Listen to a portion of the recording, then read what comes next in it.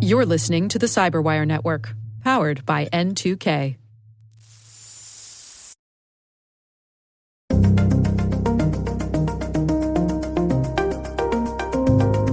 Because I think a lot of these people, deep down, they do suspect, well, maybe it is a scam, because it is a little bit strange that he's never come round to visit and he's never telephoned me and he's never done a Zoom call and he hasn't got enough money for his flight back home.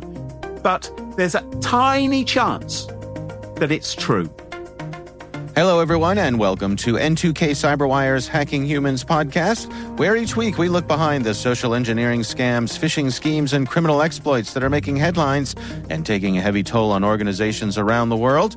I'm Dave Bittner, and joining me is Joe Kerrigan from the Johns Hopkins University Information Security Institute. Hey, Joe. Hi, Dave. We got some good stories to share this week, and later in the show, the illustrious, the one and only Graham Cluley from Smashing Security joins me to talk about some of the trends that he's been tracking in online scams. Graham, if you're listening, I'm the one that called you illustrious. We'll be right back.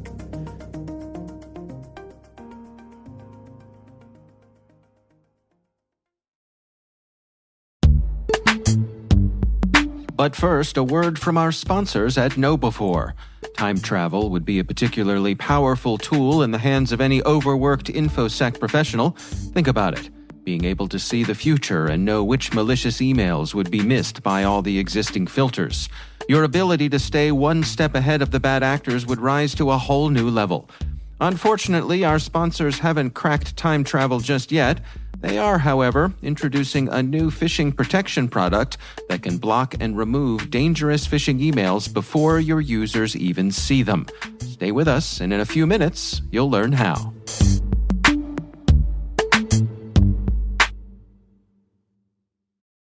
All right, Joe, before we dig into our stories here, we have a little bit of follow-up. We do indeed.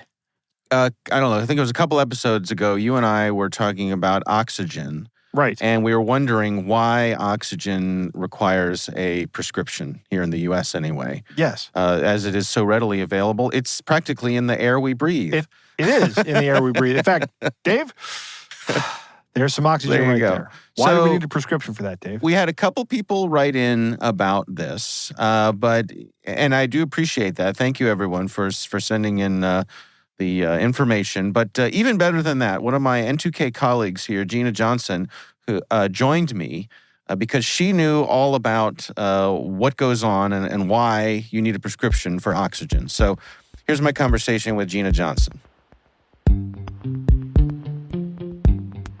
So I am joined here by Gina Johnson, who works with me here at N2K Cyberwire. She is in our operations department with that team, making sure that all the stuff happens behind the scenes in the ways that it should happen.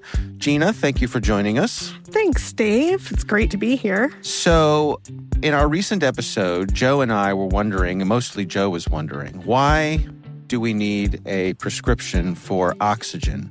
And you heard that episode, and you got in touch with me behind the scenes and said, aha, I have an answer. So what is the answer here? Why a prescription for oxygen? So it does seem silly that you would need a prescription for air. But oxygen is considered a medication by the FDA, and there's a reason for this. When you breathe in room air, and oxygen makes up about 21% of that. Okay. In the ordinary course of events, your body knows what to do with that 21% oxygen that you're taking in. Right. People who need oxygen therapy need it because their body isn't utilizing the oxygen or can't process the oxygen out of the air appropriately. And when that happens, your brain sort of becomes used to that oxygen deprivation. So your oxygen requirements they seem greater, but they're a little bit less. Oxygen supplementation comes with a whole bunch of risks, and one of those is oxygen toxicity. Oh. That causes a lot of nasty things. It ultimately can lead to brain damage. So when you're prescribed this oxygen therapy, you're prescribed it at a specific rate.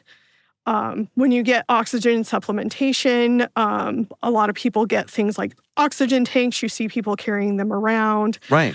You described that your mother needed a oxygen concentrator, which just pulls that oxygen out of the room air, concentrates it, and delivers it purely to the patient. Everybody's requirements are different.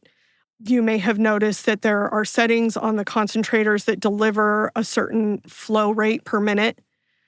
You need to have that dialed in. And you can't just do that, coming off the street and saying, hey, I need a tank of oxygen. Right. Okay. So these things are delivered through companies that are contracted with a hospital or a healthcare system, through a durable medical equipment, and it comes with this long list of things that you need to do, do's and don'ts, like don't smoke around your oxygen tank, Right. Don't shut your tubing in a door, don't let your kids play with it, things like that. Having prescriptions kind of allows for these controls. Yeah. It's interesting because I guess part of it is that the point is it's not pure oxygen that you're getting, through that mask or, through those little, in other words, your body isn't ending up with a stream of only oxygen, right? It's a mix. It's more oxygen than you get out of air. Correct. But you're still getting other stuff in there, and too much oxygen can be a bad thing. Exactly. Okay. Now, in light of this conversation that we're having right now, I did notice that over the weekend I went to Lowe's and saw these little, it almost looked like a mini oxygen tank. Yes. With a mask. Yes. I mentioned that in my conversation with Joe that I saw those at Dick's Sporting Goods. They had them where you check out. I was like, what is this? Yeah. I meant to grab one just to look at it and kind of see what the deal is and how they were able to bypass these regulations with the FDA and stuff.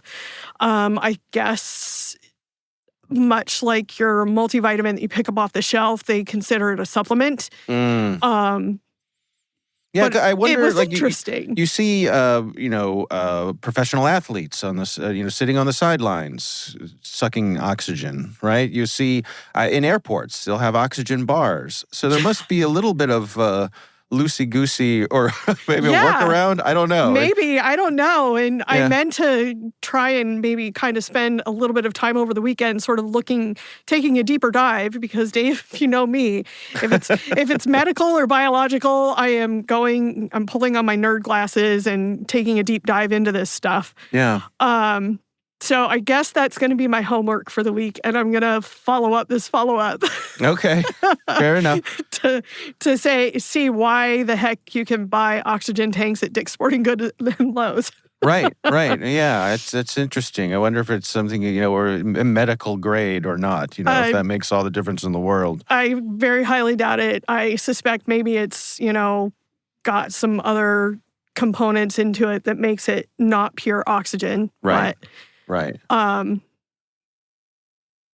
It stuck out to me. But yeah, the long and short of it is that, oxygen in any respect is not something to be trifled with. And, doctors want to make sure that the patients who do need it are getting it appropriately and it's not going to cause harm to them. Yeah. All right. Well, Gina Johnson, thank you so much for stopping by the studio to help give us a better understanding of what's going on here. Thanks for having me.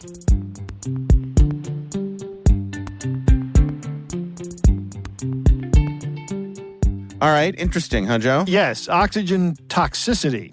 Yeah. Didn't even consider that. Now, I don't know why I didn't consider that. I know I'm well aware of water toxicity or water intoxication. Right. That can be fatal. Yeah. And I guess oxygen toxicity can be too. That too much of anything is not good for you. That's kind of why they call it too much. But I was unaware there is such a thing as too much oxygen, and that these things have to be regulated in the sense you regulate a gas, like with a regulator, into your body. So I guess that's more regulated in the sense that you have to regulate drugs from a government standpoint, as with prescriptions. So it makes sense. Yeah. One of our listeners wrote in and mentioned, in addition to what Gina had to say, that if you have particular lung diseases like COPD or cystic fibrosis, right, too much oxygen can override your breathing reflex. Really? Yeah. Ugh. Yeah, that sounds awful. Would not want to do that. No. So, again, thank you, folks, for writing in, and thank you, Gina, for taking the time. It's interesting stuff. Yeah, the one thing that really concerns me is I've been to conferences or like, I don't know, group meetings, big events where there are people that have oxygen bars. Right. And they just hand you a hose. And I've put that hose underneath my nose and breathed in whatever it was they were giving me. Right. But who knows what that was? Yeah. I don't think I'll be doing that again. That was very trusting of me. Yeah. Did you have a security clearance at the time, Joe? No. Okay, good. I did not. I do remember that clearly. Yeah. All right. Well, again, thank you, Gina, for taking the time, and thank you to our listeners who wrote in as well. We do appreciate it. Let's move on to our stories here, Joe. Why don't you start things off for us here? I have more of a topic today than a story, Dave. Okay. And I have a couple of stories that we can link to, but there was a story on Dark Reading that was produced by Microsoft Security called The Rise of Social Engineering Fraud in Business Email Compromise. Mm-hmm. Let's leave aside the terrible headline for that. Okay. Because that's essentially all social engineering is. One of the lines in this article says that 90% of phishing attacks involve social engineering. Again, I think that 100% of phishing attacks are social engineering attacks. But I think the more accurate thing, what this writer probably meant, was that 90% of incidences and attacks involve some social engineering element. It could be phishing. It could be business email compromise. And that's where they're going with this, is towards the business email compromise end of things. Okay. As I've said before on this podcast and on other speaking events wherever I am, I think business email compromise is the king of social engineering attacks. Number one, it produces very good results in terms of monetary gains for the criminals. Very bad results for the person or the organization is being attacked. Mm-hmm. And the reason is because it's coming from a trusted inside email account, or now Teams accounts, right? Or any kind of other chat thing. We're going to talk about that here in a minute. Okay. So this article lists 4 groups that are out there doing things. And of course, Microsoft has these really cool naming conventions like Octo Tempest. And I think the last word, they go with some weather-based thing. I really think we need to go with insulting name for hacker groups, like Angry Weenies or something like that. Or I'm just making these up off the top of my head. Right. My favorite is, we've actually talked about this behind the scenes with my CyberWire editorial team, and my favorite is that if the Canadians had a name, it would be something like Apologetic Beaver. Apologetic Beaver. That would be a good one. Yep. Yeah. Anyway, this Octo Tempest group they are a group of native English-speaking actors. Mm-hmm. And I don't know where they're based out of, but they are, their adversary in the middle is one of their techniques, Mm-hmm. which is that there are multiple ways to accomplish this, but what they do is they present you with a fake web page, or that's actually just a pass-through for the actual logon service. It looks like it. It looks exactly like the logon service, but there's a server on the back end that's collecting your credentials and actually logging you in. Then if they have a one-time password requirement, like for multi-factor authentication or an SMS code that's sent to your device, they'll ask you for that through the same interface. That's the attacker in the middle. They're also pretty good at social engineering, which I would say this is. And then SIM swapping is one of the things they have in their repertoire. Mm-hmm. SIM swapping can be absolutely devastating. If you are someone who is at risk for SIM swapping, you'll know it. I don't think somebody's going after SIM swapping to get into like your or my Twitter account, right? Mm-hmm. Okay. But if you were somebody that had millions of dollars and you had a code being sent to your phone from your bank, someone's going after that. So find a different way to do multi-factor authentication. And also put a code on your SIM. Yes, put a code on your PIN code, account at your cellular provider. Right. The next cool organization with malicious organization with a cool name is Diamond Sleet.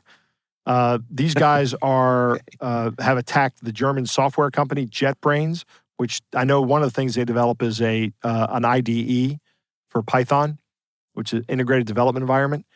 If I can get malicious code into an integrated development environment, think of the havoc I could wreak. That would be terrible.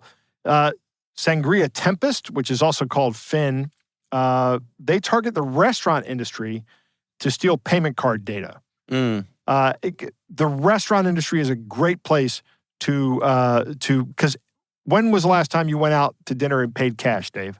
Yeah. I haven't done it in years. Yeah. I haven't even done it at like a McDonald's in years. Okay, right. I mean, sure. I just don't do that anymore. Yeah. Everything happens on a credit card. So if I can get inside of a point of sale system and sit there and watch credit card numbers come across, I'm going to exfiltrate a ton of data. Now, this isn't really business email compromise, but the way they do this is they get in by sending threatening email messages with malicious attachments claiming that they've been poisoned by the restaurant, food poisoning. They're victims of food poisoning. And the malicious attachments, of course, let them come in. They are out of Eastern Europe. And then finally, the fourth group here is Midnight Blizzard. This is a Russian group that is going after government targets, diplomatic entities, NGOs, and IT service providers. And they're attacking all across these folks all across the US and Europe. They use Teams messages to send to try to get into your accounts. And if this is the same group, there's a group out there that impersonates Microsoft support and comes in as the Teams person, or says they're Microsoft support, and they try to get you to cough up your credentials. Then they go inside to your network, because if you're using Microsoft 365 and your Teams gets compromised, that's your Microsoft 365 login. That's everything. Your Teams is not the only thing that just got compromised. Your email also just got compromised. Right. Bad stuff. So there's another article that I found from Marcus White that's on Info Security Magazine. Okay. And of course, his big thing here, he's talking about the EA breach and the MGM resort hack. But the solution is multi-factor authentication. I think it's far past time for companies to, when they are authenticating their employees to their or their contractors, any of their customer, or not their customers, but their vendors, to their system, it's time to insist that your employees and all your vendors use something that's like UTF, or Universal Two-Factor, to log into your network. Something like the YubiKey or the Google Titan from the FIDO Alliance. There are tons of solutions out there. If you go to the FIDO Alliance's website, they have like 8 pages of vendors for these tools. Right. Now, so there's no excuse. Yeah. It's a lot of, I mean, this has grown. I mean, when you and I started talking about this, there was 1 page of vendors and there was like maybe 10 of them on there. Right. Now there are 8 pages of vendors for solutions. Yeah. It's time to move on. It's time to move beyond username and password, and at a minimum, put Universal Two-Factor on your authentication system for your network for your enterprise network. Right. You're mentioning of people in the food service industry. It made me think about someone described a scam I saw on Reddit just a few days ago, and this was in Washington, D.C. So imagine if you've ever been to Washington, D.C. and you've done any touristy kind of things, you're familiar with the National Mall, which is where all the museums are and the big monuments and all that sort of thing. And around the mall, there are lots of food trucks. Yep.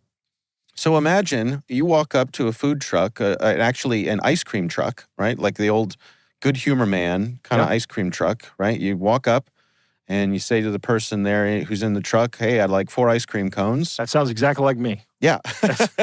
You're speaking my language, Dave. Right. And the person says, "But sir, you're alone." Right. And you get 4 ice cream I turn to my cones. wife and say, "What do you want?" Right, exactly.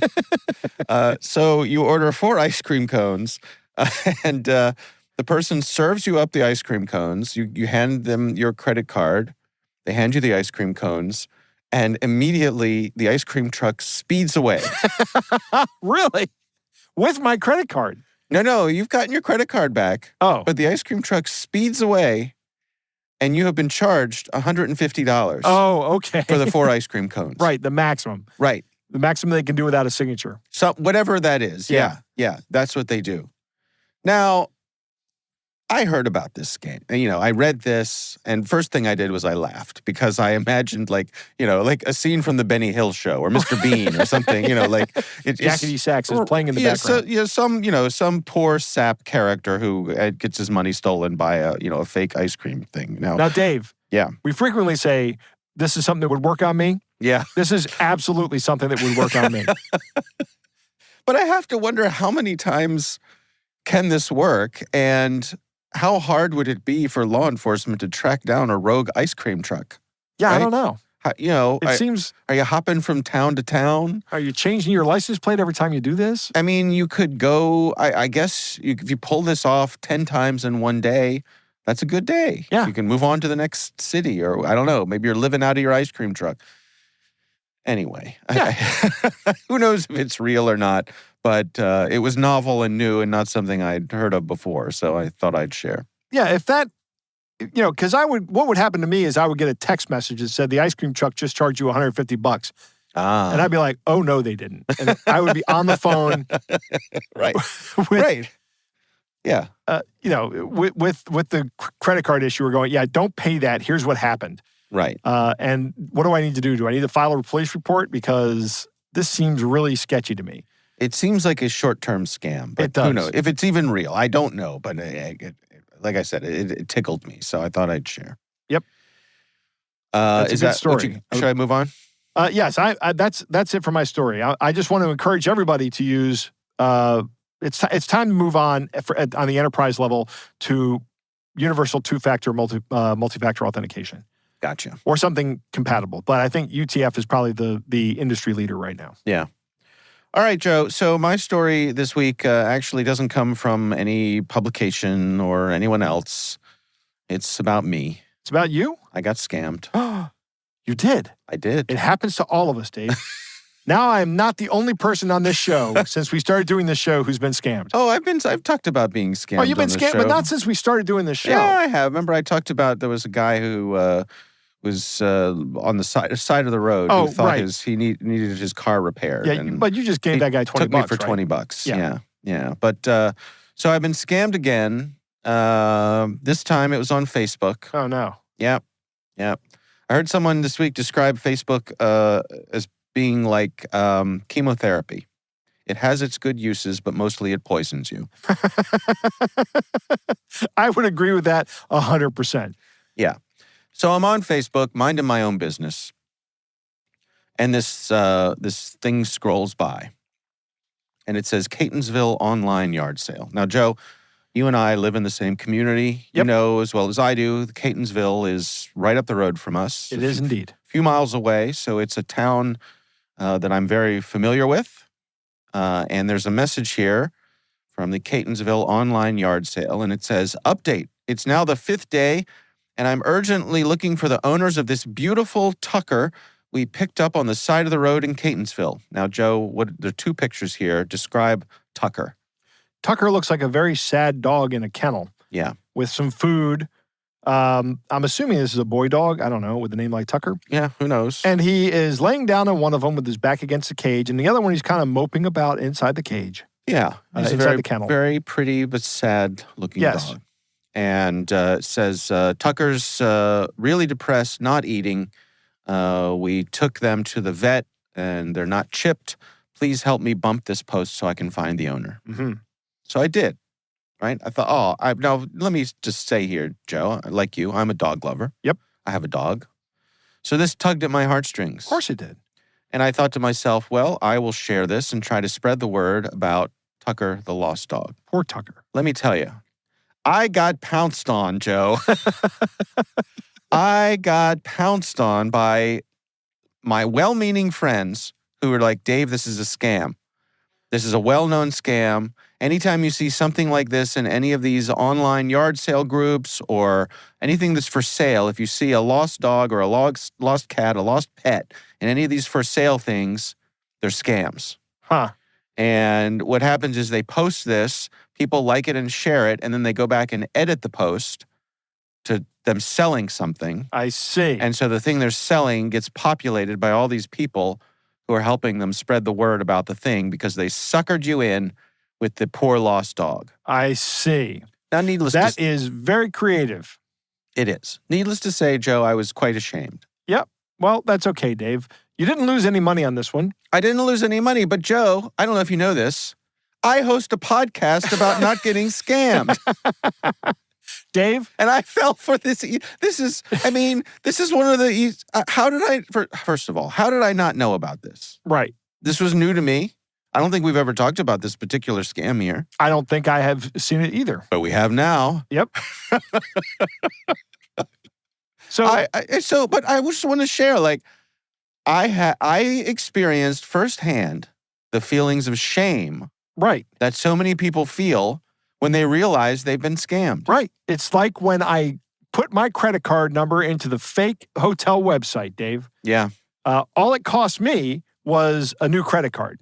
But fortunately, by the credit card provider, I can't remember which one it was. I think it was Capital One. Yeah. They declined the charge because they recognized it was fraudulent. Ah, okay. And then I realized when they declined it, and I actually went through a second time trying to make sure everything's right. And he declined it again. And I get a text alert that goes, hey, there looks like there's some fraudulent activity. It took 3 things to happen before I went, oh, that was one of those malicious Google ads that I clicked on. I see. And I'm not making a hotel reservation. I'm getting scammed. Right. So, yeah, it happens. I mean, and this is the exact reason I say when Graham Cluley is talking about this a little bit in his interview today. Mm-hmm. This is the exact reason I say don't think you won't fall for something. Right. Right. You will. And Dave, you're not stupid.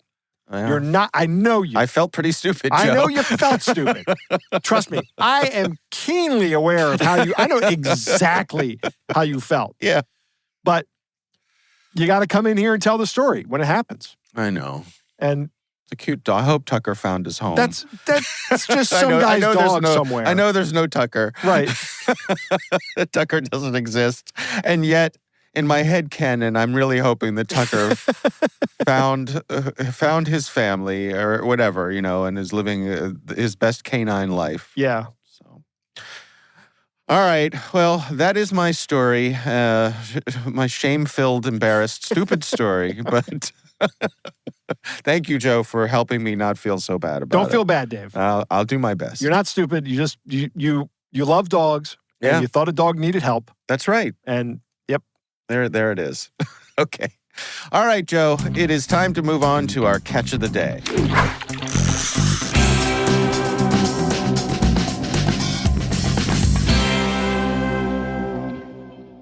Dave, our catch of the day comes from Vance, who writes, hello, Dave and Joe. I really enjoy your show and listen along with all the other N2K ones. Oh, that's very nice. I've been meaning to send you the attached file for a while.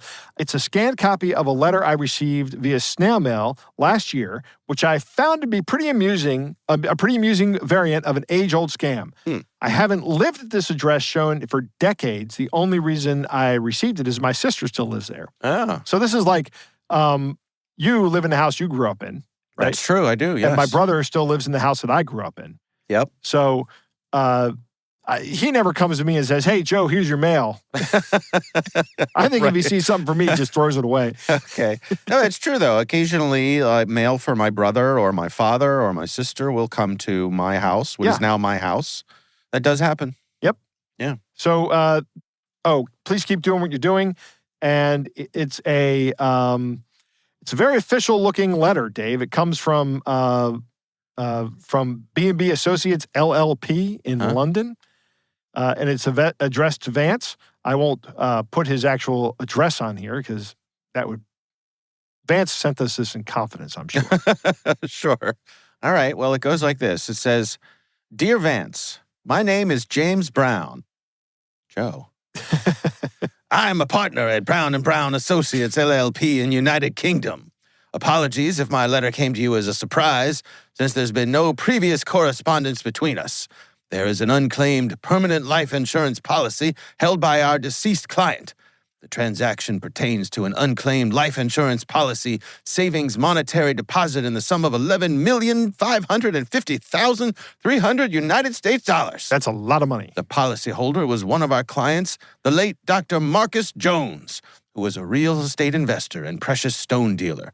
He was a COVID-19 victim who died about 2 years ago.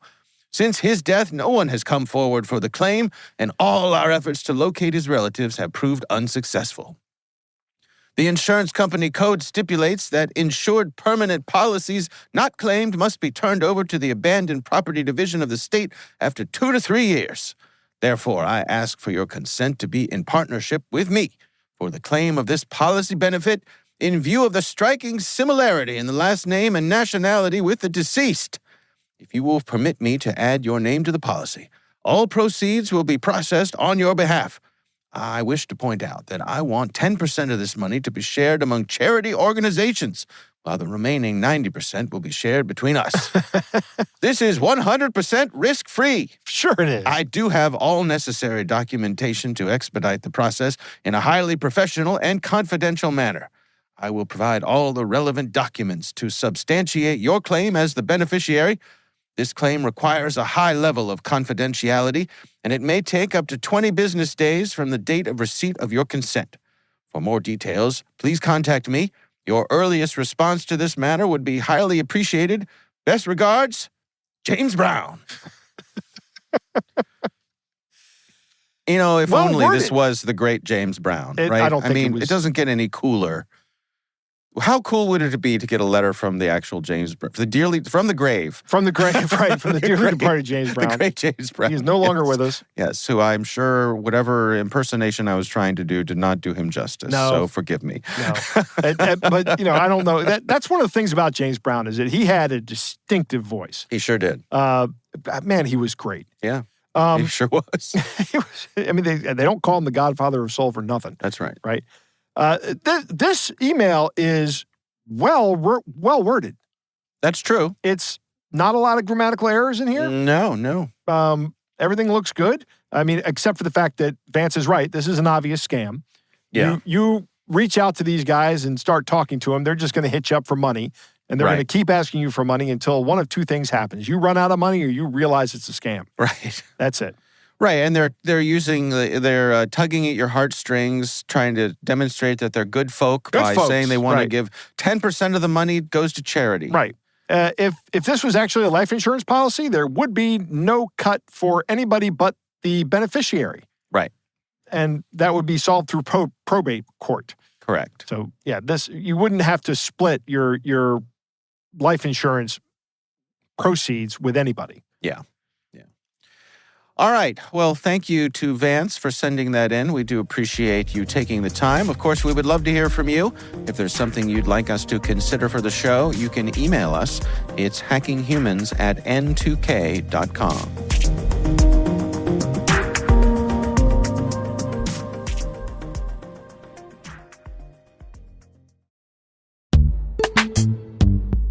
We were talking about mitigating cyber threats to your organization before your users even see them. The new Phish ER Plus from KnowBe4 was developed to help you supercharge your organization's email security defenses. How? You get a unique crowdsourcing advantage. More than 10 million highly trained KnowBe4 end users from across the globe catch and report malicious email that makes it through all the filters. KnowBe4's Threat Lab then validates it with AI and with human researchers. Phish ER Plus blocks phishing threads other tools have missed and proactively removes them from your users' inboxes. Not quite time travel, but we think you'll agree it's a vital capability in any InfoSec professional's arsenal. Visit knowbe4.com/products/PhishER-plus to learn more. That's knowbe4.com/products/PhishER-plus. And we thank KnowBe4 for sponsoring our show.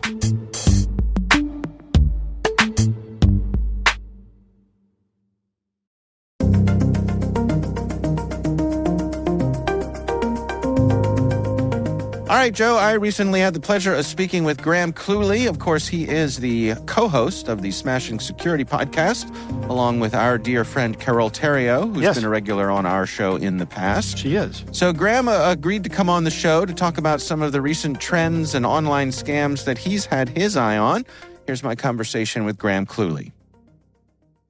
Well, Graham, welcome back to Hacking Humans. It is great to have you back on the show. I think it's been too long. It has been too long. Thank you for allowing me back through the door. What a lovely studio it is here. So cozy. Fantastic. Isn't it Thank lovely? You. Yeah, I love it. I love what we've done with the place. Yeah. So I want to touch base with you, but I've been reading a lot of the articles that you write, your blogs. You do some writing for other companies who hire you to write security research for them. And then, of course, the work that you do on Smashing Security with Carol. I wanted to touch base with you, check in, as it were, on some of the trends that you're tracking when it comes to these online scams that are hitting so many people around the world. Can we start off at a high level here? I mean, what are some of the sort of broad directions that you see things going in these days? Well, I think what we're seeing is really a reflection of these desperate times that we're living in.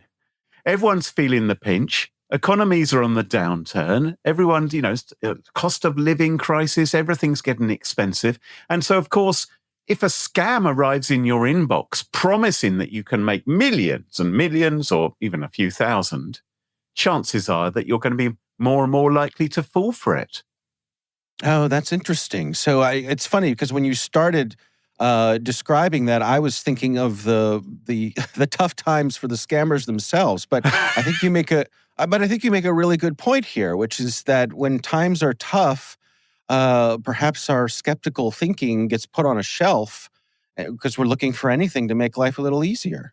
Well, I mean, I'm speaking to you from the United Kingdom at the moment, and we've had huge problems with our energy bills. I don't know what it's like over your side of the pond, but electricity and gas prices gone through the roof. It's quite astonishing how much they've gone up. And so if you receive a message which claims to come from the UK government offering you a discount on your energy bills under some energy bill support scheme, for instance, you're more likely to click on that link and maybe not have your normal careful perusal of the URL or exercise enough caution before accepting it. And so many other things as well. So there's so many things which are emptying our pockets and draining our wallets and our bank accounts. So we're looking to save every penny we can. And the scammers are taking advantage of this. And they're also, of course, huge rise in the number of cryptocurrency related scams. You can't turn on Twitter without seeing some fake Elon Musk or another celebrity who appears to be promoting some kind of cryptocurrency scam, asking you to make an investment. And of course, you're not going to see your money back. It's amazing to me how lasting those scams have been because they're not new. And yet you would think word would get around, but they're still working. Well, yes. Unfortunately, we do keep on raising awareness of these things. We keep on sending out alerts. We keep on warning people about these types of scams and say, look, tell other people in your family, watch out for these things. But again, I think it's a reflection of desperate times. And it's not just necessarily desperation financially. It can also be desperation romantically. And we've seen an increase in these pig butchering scams as well, where the scammers appear to be prepared to spend months convincing you that you're in a romantic relationship. And then, only then, they begin to drop in comments that, it's wonderful, this online relationship that we're having. But if you really want to make some money, there's this great scheme which I've been doing. Maybe you should put some money into it too. Yeah, I was talking to a friend just about a week ago who she has an uncle who is into these scammers. They've taken about $400,000 from him.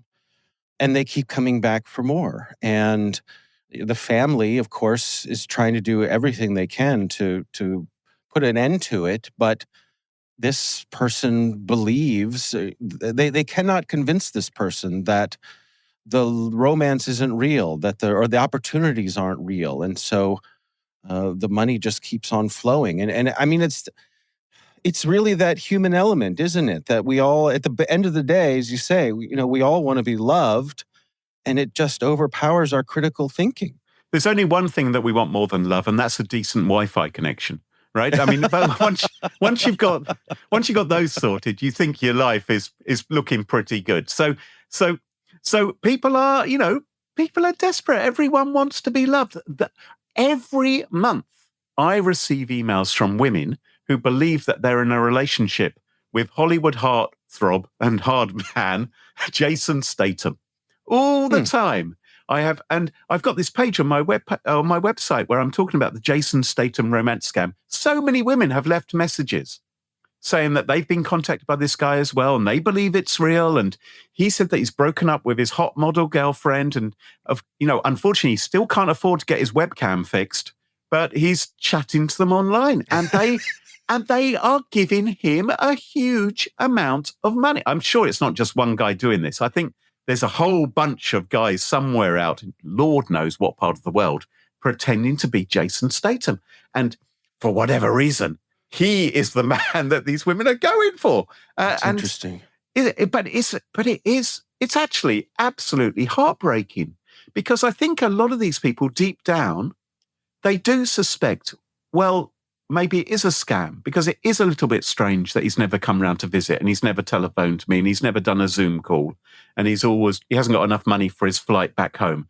But there's a tiny chance that it's true. It's a tiny chance that person who contacted them really might be the person who fulfills their life and fills whatever empty hole they have in their existence with romance. And so that's what they want to cling to. And so they don't listen to their family and friends. You bring up a really interesting element here, which is that you being someone who is well known when it comes to cybersecurity, and your name is one of the ones that comes up regularly if people search on that. I think that's probably a big part of why you get so many people reaching out to you for help. Can you give us a sense for the kinds of things that people reach out to you about?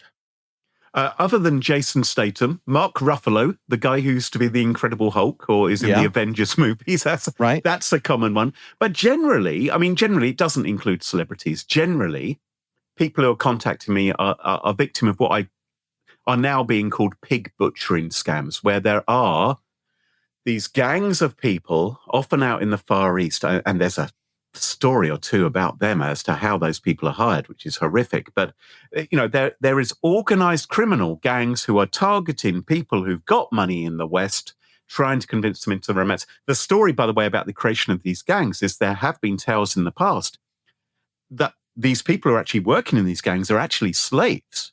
Yeah. People who are being held against their will and being told to participate in these criminal gangs, scamming people in the... it's horrific what appears to be going on, but someone is making an awful lot of money as a result. The other kind of thing which people contact me with is actually when I think they are the scammers themselves. So people contact me saying, oh, my wife or my girlfriend, she's gone missing. I don't know how to contact her. I'd really like to break into her Facebook account and see who she's been messaging. Can you help me do that? Or can you break into her Instagram account? So they present it as, this is a real emergency. Can you do this? Right. And of course I can't, and I wouldn't even if I could. But there's a lot of people who try and pull on the heartstrings to break into an account. And you have to think, is this a jealous ex-boyfriend or partner or some other kind of identity fraudster at work? When you do get the sense that it is someone who's genuinely been taken advantage of here, do you ever respond? Oh, I know it's going to shock you, David, but I actually do have a heart. And so, really, I know you've known me for a while, and you think all the evidence suggests the contrary. But no, I do, because I'm a big softie, really. And so I will say to them, look, I think this is really unlikely that Jason Statham or whoever it is, I think, or go and view this webpage where you'll see there are dozens of other women who believe they're in a relationship with him as well. What are the chances, seriously, that he's chosen you to be, rather than his hot model girlfriend? So I try and help them. I try and put them in the right direction. I'd say, look, if you really think about this, it probably isn't true, and, take care. But there's only so much you can do, those people. I don't help the people who are trying to break into accounts because, they're dodgy. They're not worth my time, are they? But the ones who are innocently scammed, you've got to have a heart for, because it could so easily be your auntie who falls for these. I mean, all of these people who are being scammed, they are somebody's auntie, someone's brother, someone's sister-in-law. So, we need to take care of each other. Do you have any thoughts on what it might take to move the needle on this? It's a depressing thought, but maybe everyone needs to be scammed at least once. Hopefully not to a great degree before you actually learn. I mean, I do believe there's no one who can't be scammed. I think people who think, it would never happen to me, I think sometimes they might be the most susceptible to these kind of attacks. If you have that kind of approach, even though, for instance, you and I work in this field. Oh, yeah. I suspect it's happened to me. Has it? Oh, yeah. Sure. What, you and Jason or someone else? well. No, but I mean, I have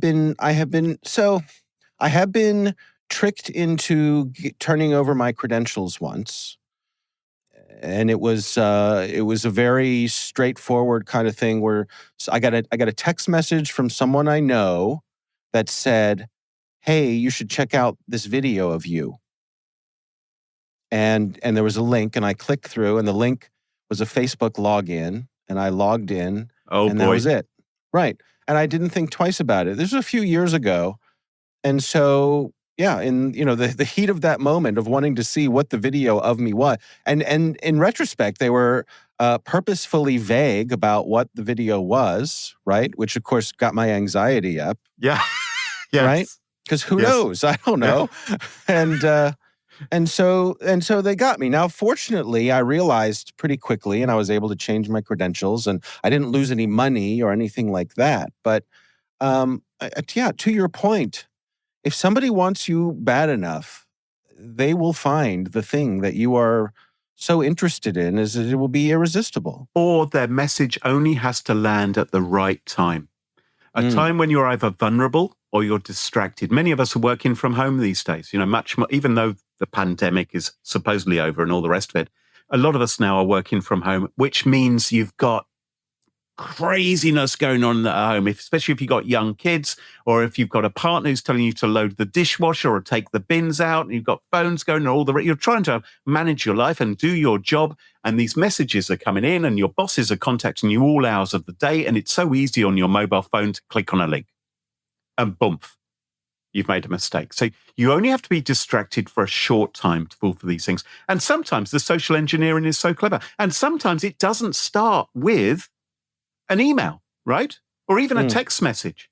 I saw a scam. It was actually, the scam was to ultimately install ransomware onto a school's network. And the way in which it began was the secretary of the school would get a phone call from someone claiming to be from the government and saying, "It's the Department of Education here. We are sending your head teacher this form, which needs to be replied, yada, yada, yada, yada, yada. Please, can you tell them to look out for it? It needs to be responded to today." So the receptionist goes to the head teacher, says, "There's this email coming through from this department. You have to reply to it. Have to open the PDF or whatever it may be." And of course, bam, they are infected. Right. So sometimes that's how it happens now. It will start with a phone call. And because we're so used to attacks happening via the internet, your guard is down when the phone call comes through, and it gives it a legitimacy which maybe you hadn't previously expected.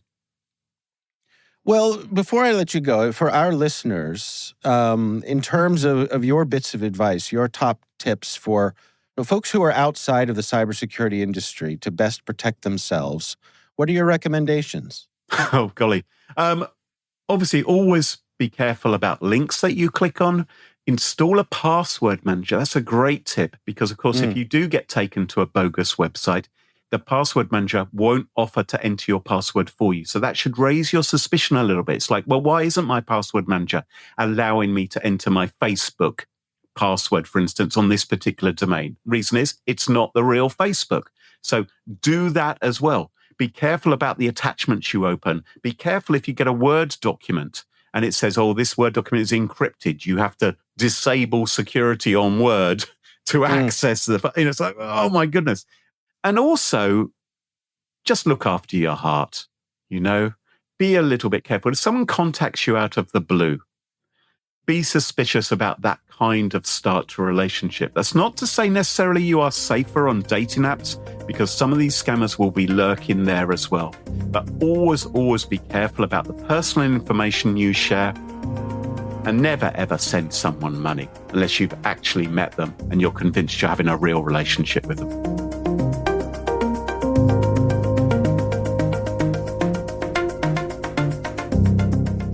Joe, what do you think? I think it's great to have Graham back on the show. That's what I think. That's right. Interesting that Graham's position on this is pretty interesting. The bad broad economic situation makes us more vulnerable to this. I thought he was going exactly where you thought he was going with this. That it incentivizes people to be more frequent scammers. But it doesn't just do that. It also makes us more vulnerable. Mm-hmm. I could not agree with that more. The first scam that Graham talks about is a scam that targets Brits with the promise of lowering your energy bills. It's interesting that the costs have gone up and the scammers know this. So we say this all the time. They follow the news. They know what's going on. Yep. When you see something that makes sense, that shouldn't give it any more weight to you, but it's going to. Mm-hmm. It's going to work. You made an excellent point about the crypto scams, that these things should be gone by now, right? That we shouldn't be talking about investing in crypto as a scam anymore. People should be wise to this, but they're not. They're still falling for it. The pig butchering I get. The pig butchering is like a romance scam with a crypto scam as the icing. Right. So I get that. You by the time you're getting hit with the crypto part of that, you're already months deep into a romance scam. Right. And it's really tough to get people out of that situation. Mm-hmm. And the romance scams are which kind of leads to my next point. The romance scams are devastating to watch. You talk about your friend who recently had somebody in their family lose $400,000 to a romance scam. Right. Devastating. There needs to be something that we can do. I don't know. Maybe there's something like I don't know if you could get a power of attorney. You could. I don't know if I'm just shooting at the wall here. I don't know, but something has to be done about this. Yeah, to protect people. That's part of it. It's hard to take away someone's ability to manage their own money. Right, and if they're getting scammed, the thing is that if you actually take away their ability to manage their own money and you don't let them send more money to the scammer will very quickly go away. Right. And that problem will resolve itself almost instantaneously. But within weeks, I would say. They're not going to spend money if they don't think, or they're not going to spend time if they don't think there's any more money involved. Mm-hmm. They're on to the next victim. The Jason Statham scam, that makes me wonder if this is the new Brad Pitt scam. Right? Because we hear about this, we've heard about this with Brad Pitt, or I think I'm dating Brad Pitt. I like what Graham says. There's a tiny chance that this is Jason Statham. It's smaller than your chance of winning the Powerball lottery, but it's still a chance, right? Right. But you mentioned Powerball. That's how Powerball works. That's exactly right. People say, well, I know it's a mathematical impossibility, but somebody wins. It's not a mathematical impossibility. It's a mathematical highly unlikeliness. Okay, Joe. I'll tell you we had a discussion. Let me put it this way. The Powerball is a tax on people who don't understand math. Yeah, I agree with that. Okay. But I had somebody one time argue that he said the thing about the lottery is when you buy a ticket, your chances of winning are only slightly greater than if you hadn't bought a ticket. And And I said, my argument to that was, no, they're infinitely greater because your chance of winning without buying a ticket is 0, and anything divided by 0 is undefined or infinite, right? But you're right. It's really, really small, and it's not worth the money. Don't buy lottery tickets. The lottery is just another scam. I get angry when I think about it. Okay, we'll move on. But I think it's interesting that people call Graham or get in touch with him and ask him to break into people's social media accounts. Yeah. That's crazy. I've never been approached with that request. Yeah. Has that ever happened to you? Yeah, it has. Really? Not nearly as often as what Graham describes here. Right. But yes, I have gotten those requests, and my take on it is that most of the time it's like someone who is stalking someone and want to get into their social media, and they're trying to make it appear as though they're just trying to help someone out. That would be my first guess. Is that the other thing is that I would think it was somebody trying to take hold of an account to gain access to a page, like we talk about people doing that frequently. Yeah. You get a page with a lot of followers. In fact, I've got someone in my life that I'm worried about this with now, because there's a page with a lot of followers on it, and I think that page can be targeted by malicious actors. Yeah, we get letters, Joe. We get letters. Yep. We get lots and lots of letters, and some of the people who write us letters, have serious issues, and sometimes it's really sad. Yeah. You wish you could help everybody, but it's just not possible. Yeah, and I'll tell you, if you've lost control of your Facebook account, good luck getting it back. Your best bet is just to go create a new Facebook account. Right. And forget about it, because there is no help from any of these large tech organizations. Nope. Like I said earlier, and like we learned today with your story, there is something that will work on every one of us. Yeah. What I really found interesting was the particular story that Graham told about the ransomware attack that started with a phone call. What a clever, I don't want to say great, but clever, because it's not, it's awful. Clever way to get someone to look forward to your malicious attachment and make them much more likely to open it up. Right. They create the sense of urgency by saying, hey, this is something that needs to be done today. We're from the Department of Education. If this is at a university, then the Department of Education might be providing funding. So who knows what the underlying thing is? But it doesn't surprise me that was really effective at getting it to work. You call the secretary, you say, you lie to her or him, and you say, this email needs to be answered today. Make sure that the head of the school takes care of it, please.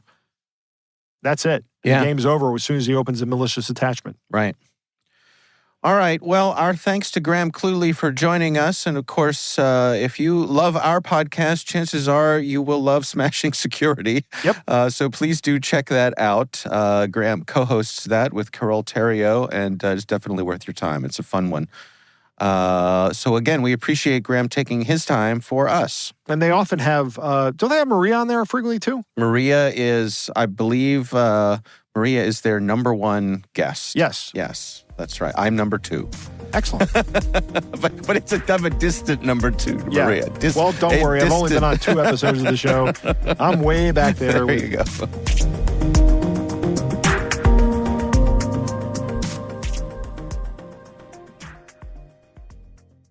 We want to thank all of you for listening, and of course, we want to thank our sponsors at KnowBe4. They are experts in helping users do the right thing through new school security awareness training.